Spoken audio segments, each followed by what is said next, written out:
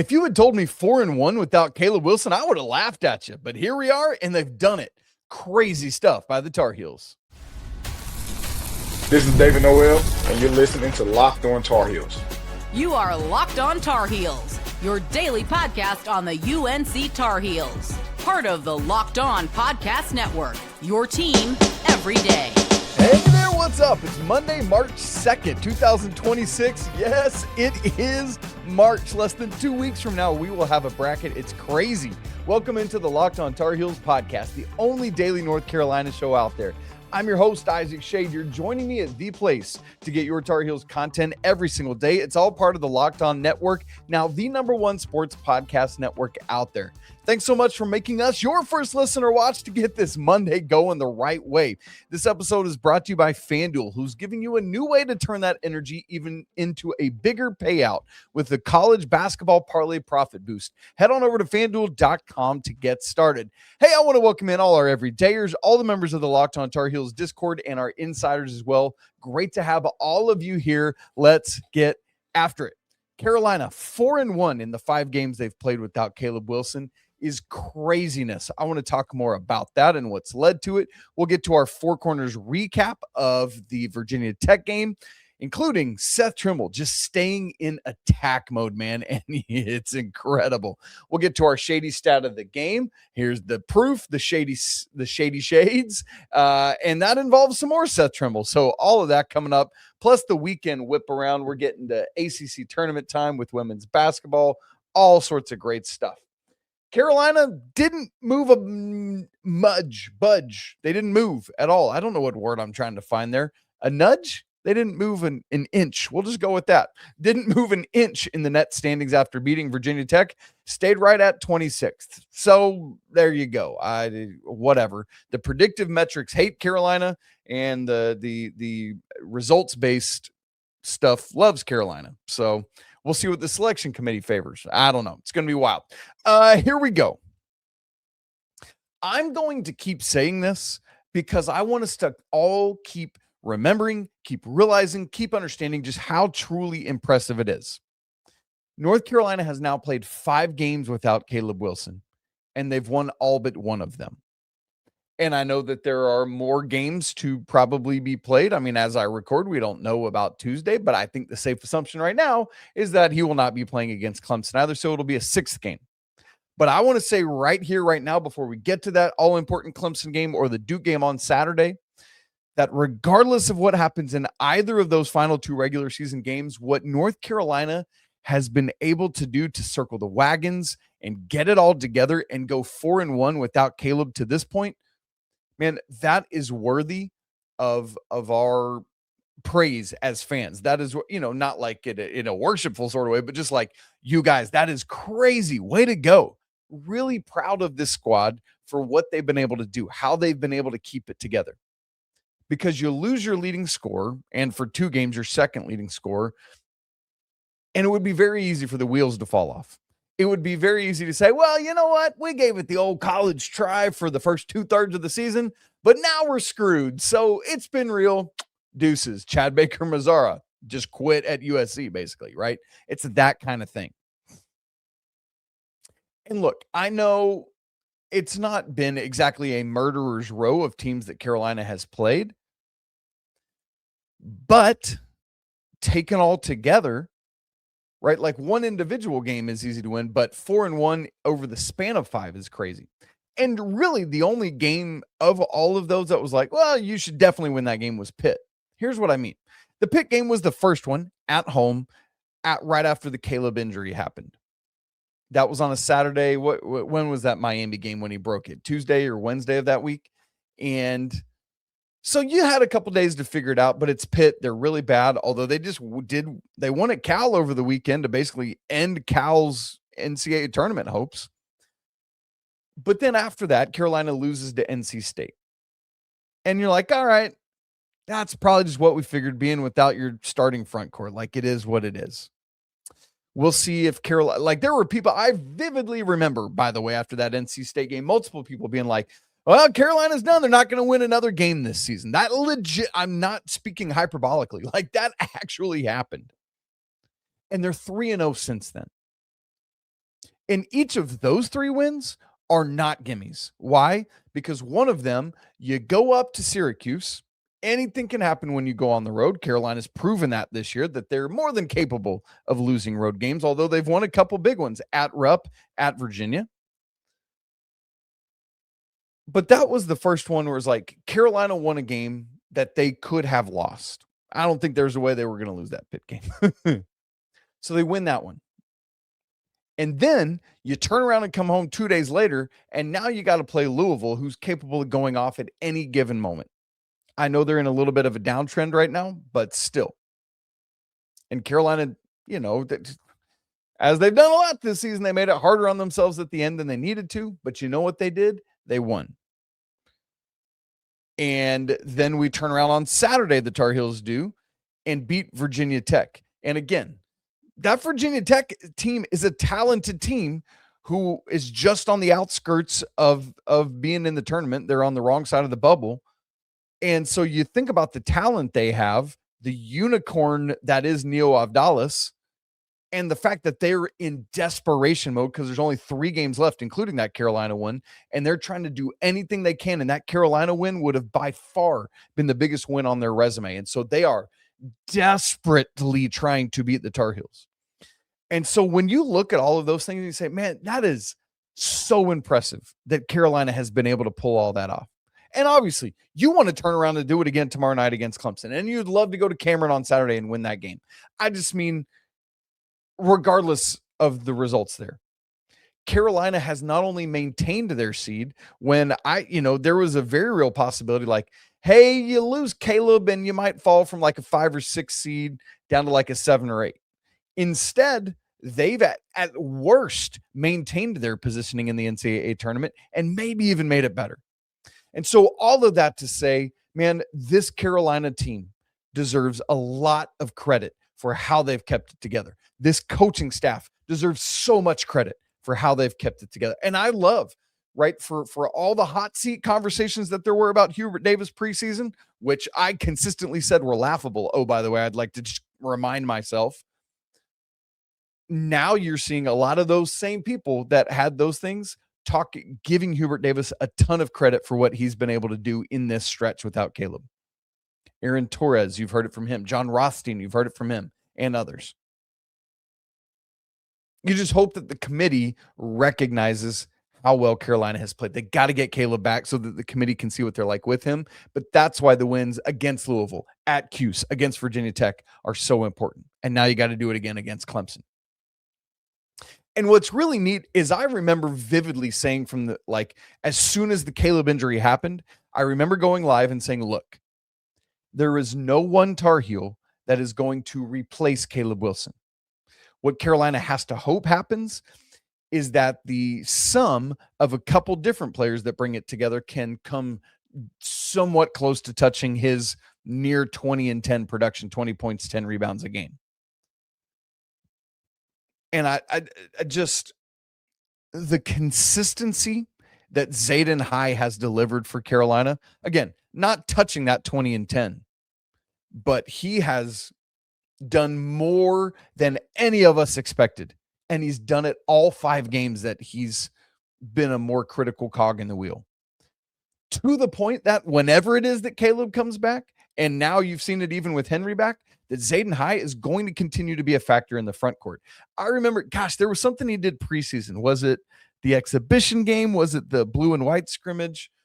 Where I did a show basically saying Carolina just found their backup 5. Because if that version of Zayden High is what we get, great shape. But then it hadn't happened until this stretch. And man, I'm so encouraged for what could be if and when Caleb comes back, assuming he can reincorporate, reculturate, whatever, as long as he can re-find the chemistry he had with his teammates before he left. That's what's got to happen. And they've had to figure out how to adapt to different roles, to different expectations, to different guys stepping up, like Seth Trimble taking on more of a scoring load, for example. And man, they have met that challenge. And part of it on Saturday night was the offensive efficiency. Carolina had their highest points per possession in any ACC game this year, 1.348. They scored 89 points in a game where they had just 8 fast break points and were almost intentionally slowing it down and playing a half-court game. You remember earlier this season when Carolina would get bogged down into half-court, it's like, oh boy, I don't know how they're going to score because they're not out and running. But man, they have figured it out now. There are some vicious two-man game pick-and-roll stuff with Henri and Seth, with Henri and anybody, quite frankly. But man, there's a really lot going. And Carolina didn't get to run much in this game, but they were opportunistic at times. For example, Carolina had a couple live ball turnovers in the first half. One of those, at least one of them, resulted in a run out for Toby Lawal. The ball went through the net at 7:29. Seth had a layup on the other end at 7:24, 5 seconds later. It's just that kind of stuff, man, where the offense is being opportunistic to run, but is able to operate more capably now in the half court, and that's encouraging. Another thing that was encouraging with that offense and where Carolina has really stepped up, at least they did Saturday, they hadn't the 2 games before, is at the free throw line. What I thought was really, really encouraging was that Carolina had been just flat bad the previous 2 games combined, the Syracuse game and the Louisville game. I said it, I'll say it again, their combined free throw shooting in those 2 games was worse than their shooting percentage from the field. That's insanity. It should never be close to that. But thankfully, they redeemed it on Saturday, knocked them down, particularly when they had to. And it was keyed by none other than Zayden High, who we just talked about. Zayden High, 8 for 8 at the line on Saturday. I'm telling you, I firmly and fully believe this. If Carolina did not shoot free throws at the rate they did Saturday, if it had been like the Louisville game, they would have lost to Virginia Tech. Not even joking. But they didn't, because Carolina has done a very, very commendable thing in this 5-game stretch. And again, got to keep it going tomorrow night against Clemson. Well, it's time to get to the Four Corners recap from this game, and I got to start with nowhere else than our guy Seth Trimble, who just keeps attacking. It's incredible to see. We'll get to that and so much more in the Four Corners recap in just a second.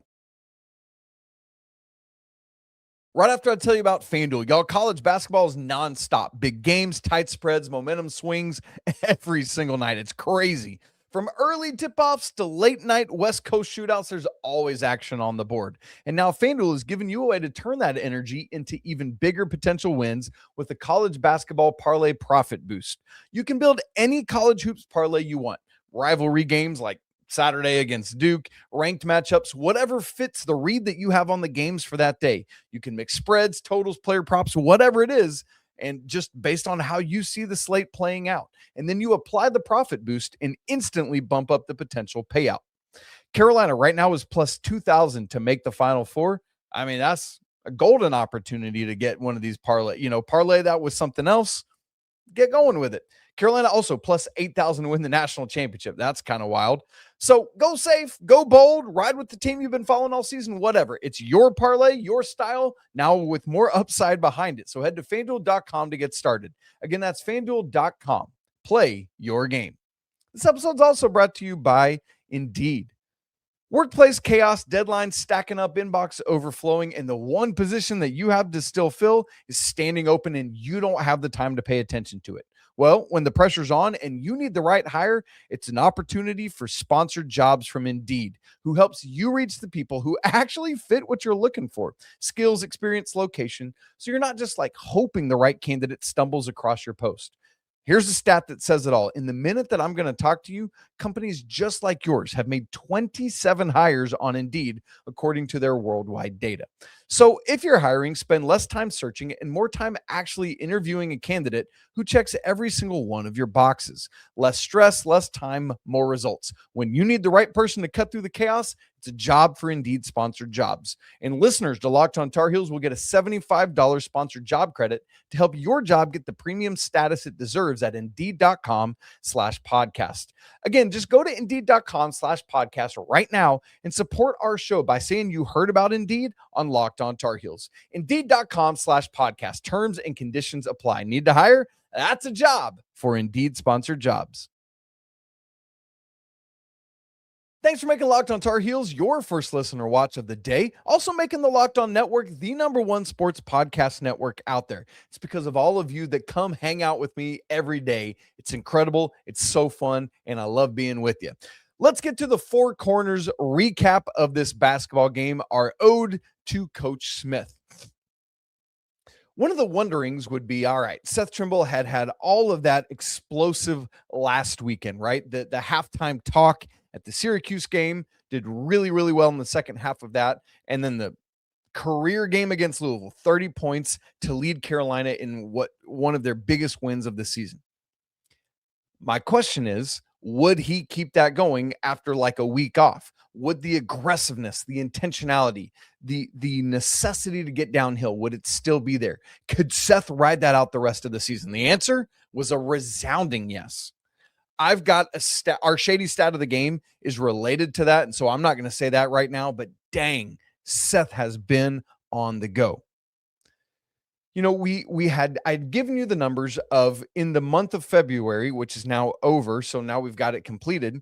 Seth's 11 halves of basketball pre that talk. He shot 31% and scored 4.7 points per half. I've updated it because there have now been 5 halves of basketball since then. His percentage from the field has dipped by about 5 percentage points, but even that dip is still an insane number. His points per half has dipped a little bit, but even that, insane number. In the last 5 halves of basketball, Seth Trimble has shot 67.6% from the field, and he's scoring 12.6 points per half. It's incredible stuff. In the last 2 games, he has 50 combined points, averaging 25. Now, I'm not saying he's going to keep that up, but my goodness. And now, I've been tracking the Seth 1,000 point club counter, right? Well, now he's up to 924 thanks to his 20 points on Saturday, so needs 76 more points. Seth is guaranteed to play 4 more games, assuming health, because 2 more regular season games and at least 1 ACC tournament game and at least 1 NCAA tournament game. If Carolina gets just 4 more games, if Seth averaged exactly 19 points, which oddly enough, he's done more than that the last 2 games, he would do it. And obviously, each extra game that Carolina plays beyond that 4 lowers that average. I really think he can get there, but man, the Heels got to keep winning, and Seth has to just keep being aggressive and in attack mode, man. I want to see it. Number 2 in the Four Corners recap, Carolina, much better rebounding in this game. Carolina had been struggling on the glass, and that's probably putting it kindly. Carolina had lost the rebounding battle against Louisville by 9, beat Syracuse and NC State, but barely, and had lost the rebounding battle 3 straight games before that, Duke, Miami, and Pitt. So Carolina had been out-rebounded in 4 of their last 6 coming in. But against Virginia Tech, who albeit has a shorter front line than some other teams, but Carolina didn't have Caleb Wilson, for example, Carolina in this game plus 12.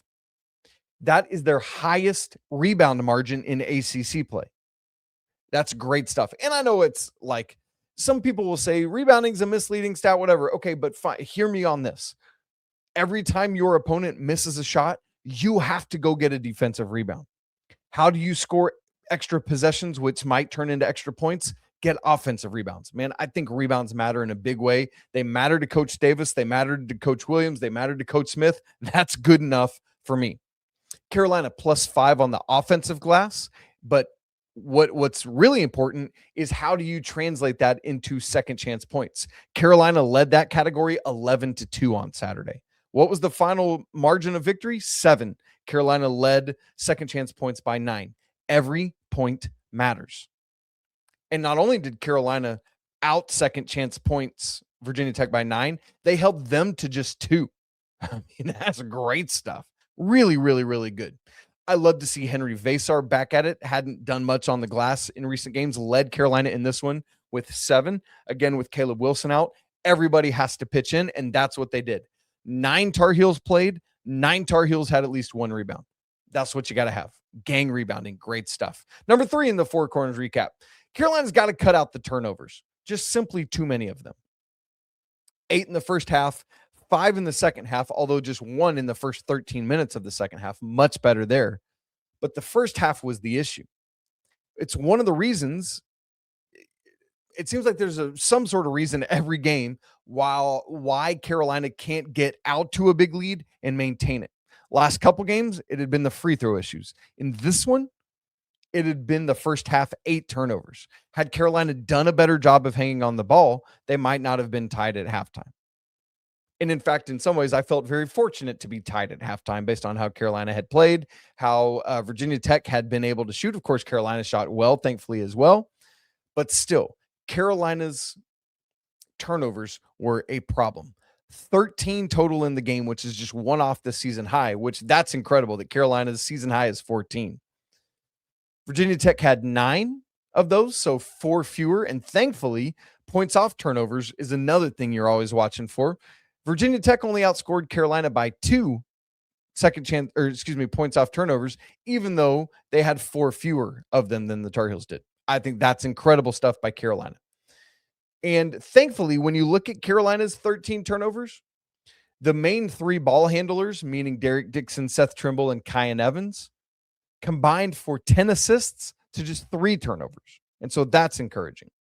Now, what was discouraging is that 3 of those 13 went to Luka Bogavac, who's probably, if you had a top 4 most balls in their hands with Caleb Wilson out, he moves into that conversation as well. So bad day for Bogey. Let's just be honest about it. It was not his best basketball Saturday. But thankfully, Carolina has been working on this depth. And that leads us to Four Corners preview point number 4. Jonathan Powell. Can we get this version of Jonathan Powell every single game? Similar to talking about, can we get the attacking Seth every game? I need this Jonathan Powell. He was confident. He was aggressive. He attacked. Most of his shots were still threes, but had a nice pump fake and drive, got fouled, got to the free throw line, had some other free throws, was 4 of 5 from 3, 3 of 5 from the free throw line, scored 15 total points, which for Jonathan Powell was an ACC high for him. It was also the most he scored against any high major this year. Only scored higher than that 15 one game, and I think it was USC Upstate. So best game when it mattered scoring wise for Jonathan Powell.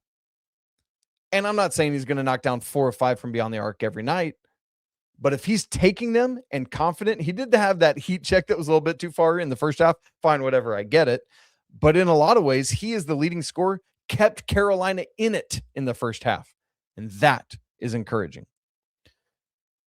Also, tied for second in rebounds with 5. Second on the team in plus minus. There is a lot that Jonathan Powell adds beyond just the shooting.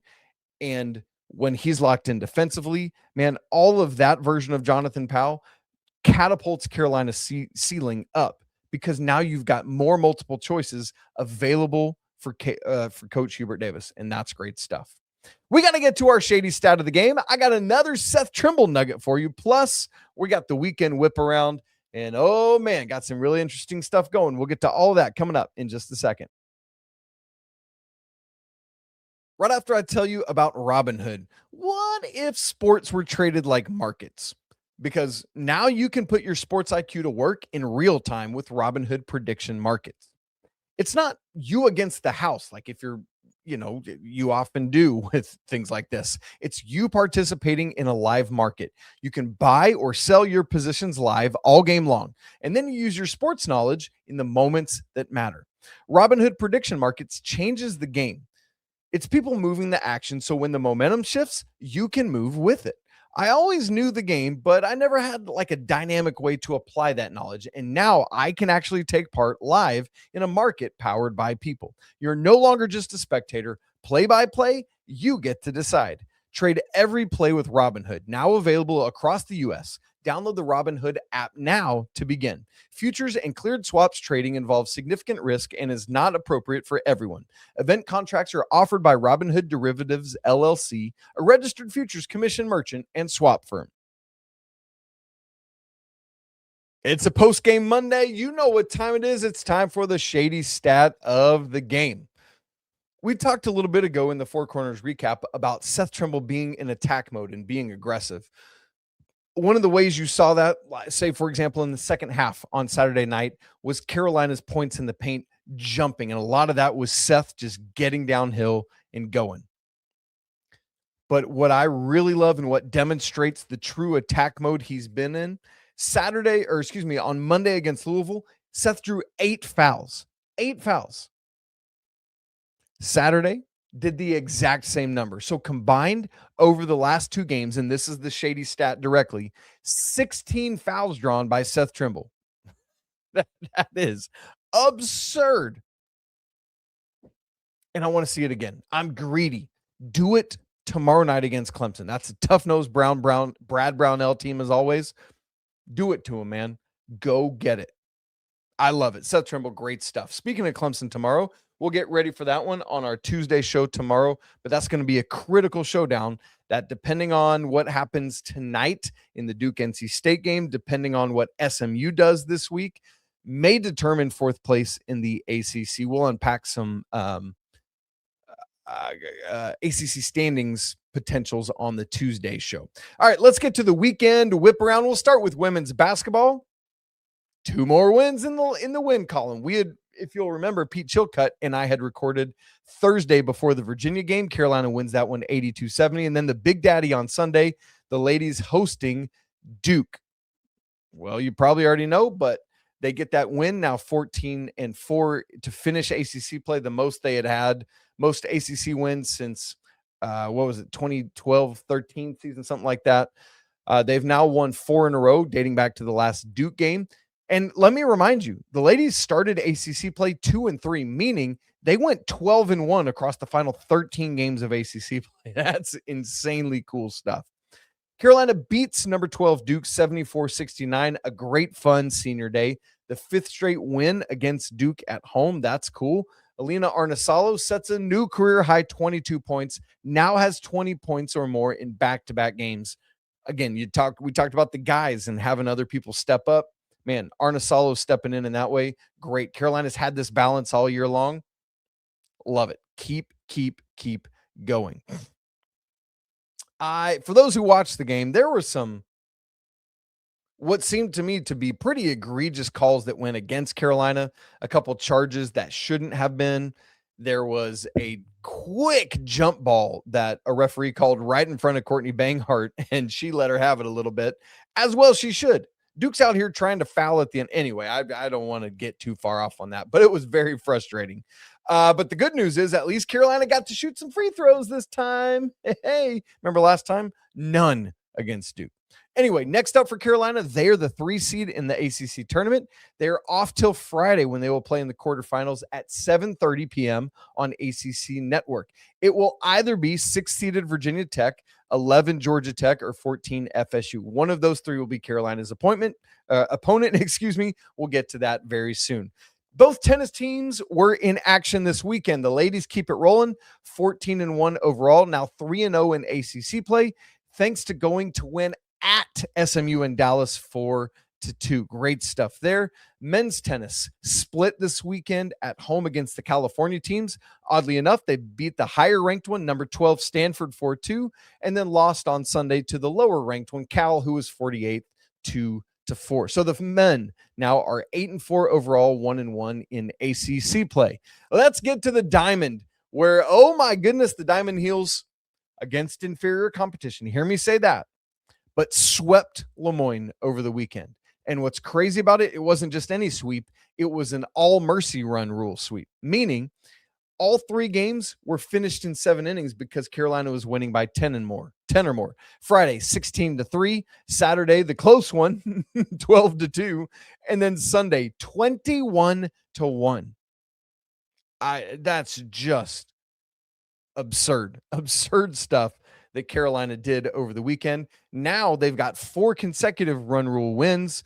That it was their first ever time to sweep a series while each game was won by virtue of the run rule.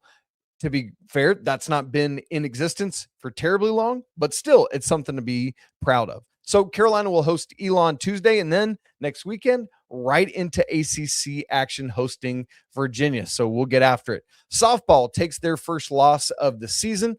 They did open ACC play over the weekend against Boston College. They moved to 17-1 overall, 2-1 in ACC play, won Friday and Saturday on walk-offs. Friday, the ladies were down 9-6, headed to the bottom of the 6th. Remember, in softball, it's 7 innings, not 9. They scored 1, then they get to the bottom of the 7th, still down 9-7, and they score 3 to walk it off. I mean, just crazy stuff. Same thing Saturday, Carolina down 4-3. They scored in the bottom of the 5th, 1, and then walked it off on a throwing error to win 5-4. And then BC got their revenge on Sunday. They're like, we're not even keeping this one close. They win 10-2. Let's get to lacrosse, the juggernauts that is lacrosse, and in particular, the women's team. Let's start with them. They are now 5-0, 3-0 on the season, 5-0 overall, 3-0 in ACC play, number 1 in the nation. And on Friday against Florida State, they won 27-3. You guys hear me say that the Tar Heels have now scored 20 or more goals in 3 straight games. And in that span of 3, they have outscored their opponents, you ready? 73-15. That is wild. The men split a pair at the ACC Ivy Challenge. So now they're 5-1 on the young season, haven't started ACC play. They won 11-9 at Penn on Friday and then lost 11-9 to Princeton on Sunday. Bummer there. Gymnastics was in action at the Purple and Gold over in Louisiana. It was a quad meet, so Carolina beat one of the teams and lost to the other 2 to fall to 7-8 overall, 1-5 in ACC play. The team they beat was Arizona, who was not ranked. Meanwhile, they lost to number 2 in the nation, LSU, and number 3 in the nation, Alabama.